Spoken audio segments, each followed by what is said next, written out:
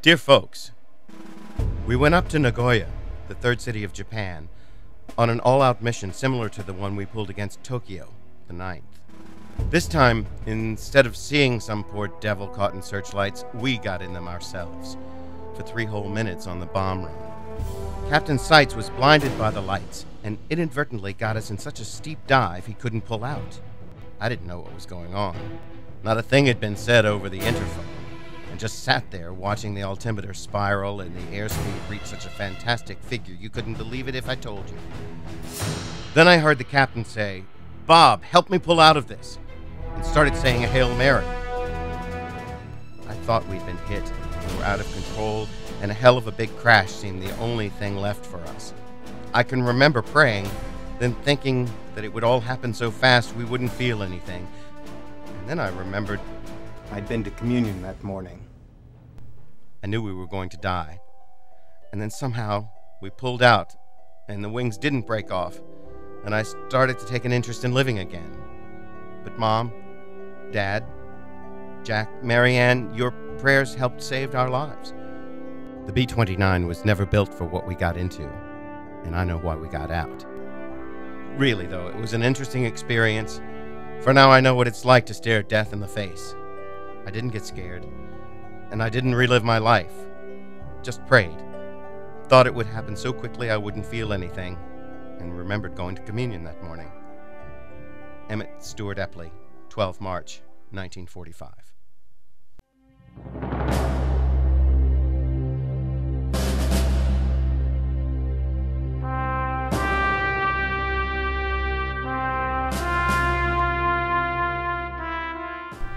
World War II, the Pacific Theater. Never before in history had such awesome power been directed toward the destruction of another nation. 12 million Americans were snatched from the loving arms of their families and thrown into the massive worldwide struggle. More than 400,000 never returned. One of the young men whose life was abruptly interrupted was Emmett Stewart Epley of Great Falls, Montana. Nestled on the Missouri River amid the spectacle of abundant waterfalls that provided its name, Great Falls was a booming industrial and mining town in the upper Great Plains of the Big Sky country, picturesque, quiet, and typically all-American. The jungles of the Pacific pose no threat to the storybook childhood of Emmett, the first child of Ernest and Ann Epley, born March 29, 1924. Graduating from Great Falls High School in 1942, Epley was called to serve his country after barely completing a semester at Montana State University in Bozeman. Epley quickly learned that his life had taken a fearful and exciting turn. The bonds to his loving family and his church were his touchstones and gave him the strength to endure the road world politics placed before him. Mail was the all-important lifeline, treasured letters of a family separated by miles and circumstances, but united by pen and paper.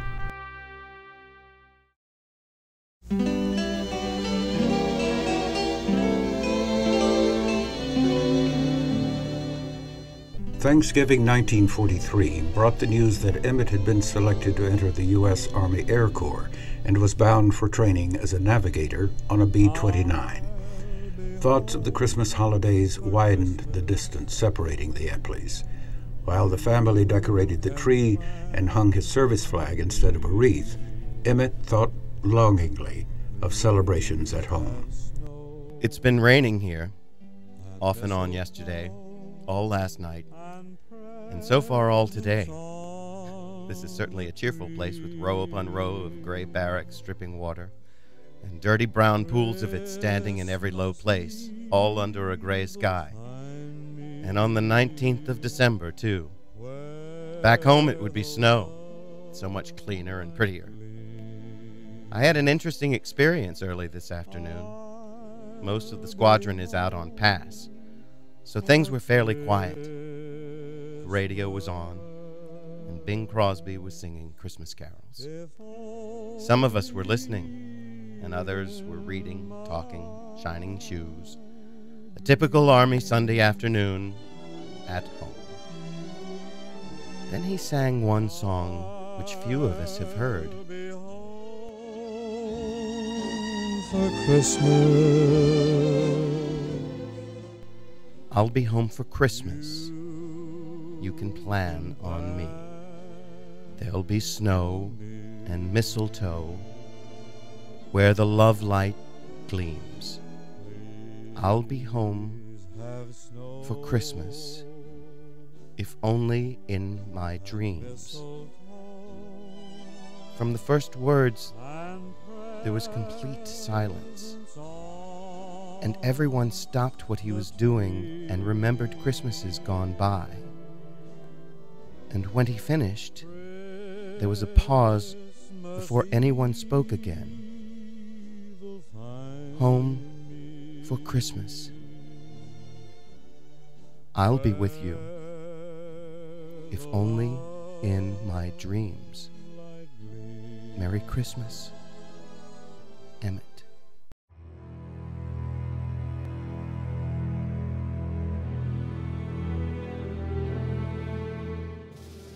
Little did the 28th understand the firestorm into which they would be thrown. The Pacific Command had determined to destroy as much of the Japanese infrastructure as possible before any potential American landing. This is a post-raid letter. 300 planes and the most bombs yet, making it the largest of the B-29 sorties so far. The whole spectacle was one of the most awe-inspiring sights I ever hoped to see, like a scene from Dante's Inferno. When we were still miles away, we could see the glow of fires in the sky.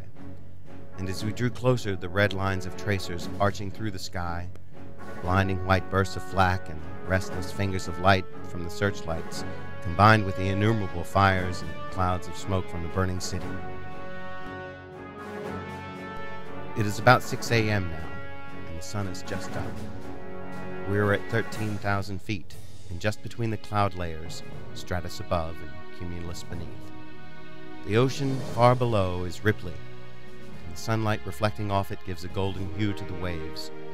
All very beautiful, but just 4 hours ago we were over the target dropping a big load of bombs, fire bombs, and seeing the red glow from the fires all about us.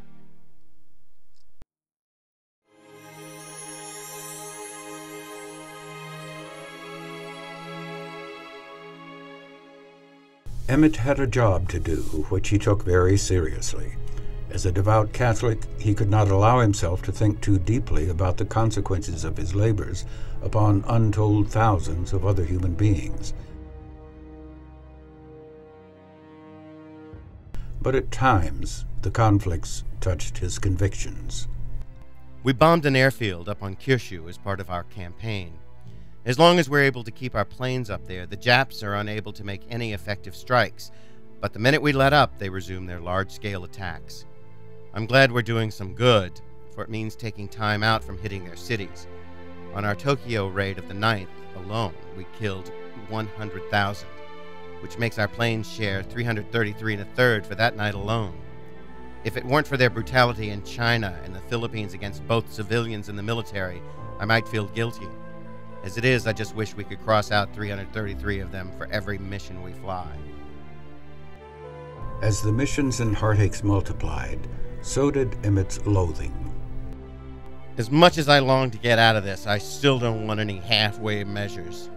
Either they surrender unconditionally, or we kill the little SOBs, men, women, and children, and destroy every town they built. After seeing friends of mine go down, flame, or spinning end over end with their tails shot away, or ditching on the sea hundreds of miles from land, I've grown to hate them. Legitimate battle casualties though all these cases were, I just want to see those Japs massacred. And I repeat, men, women, and children. Well, enough of my bitterness, however rightful I may think it. It's really a sight to see these incendiaries strike and explode. I can't think of any good allegory. It must be hell on the ground during our fire raid. Burning like we're giving the Japs is only good enough for your enemies.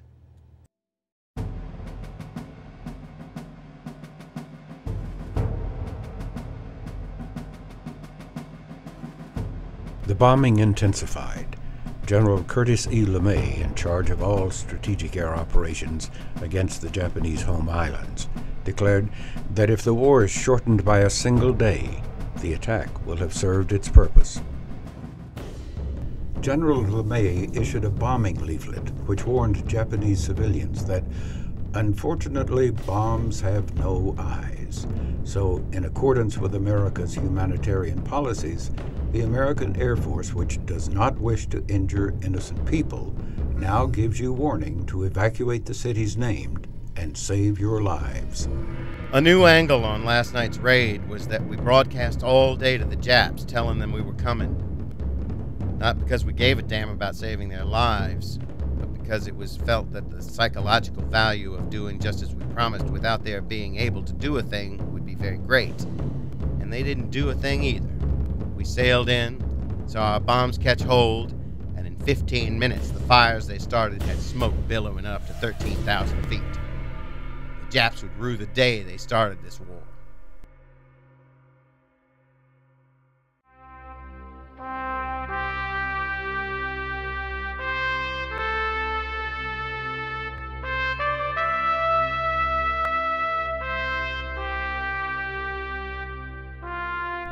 The war with Japan ended August 14, 1945.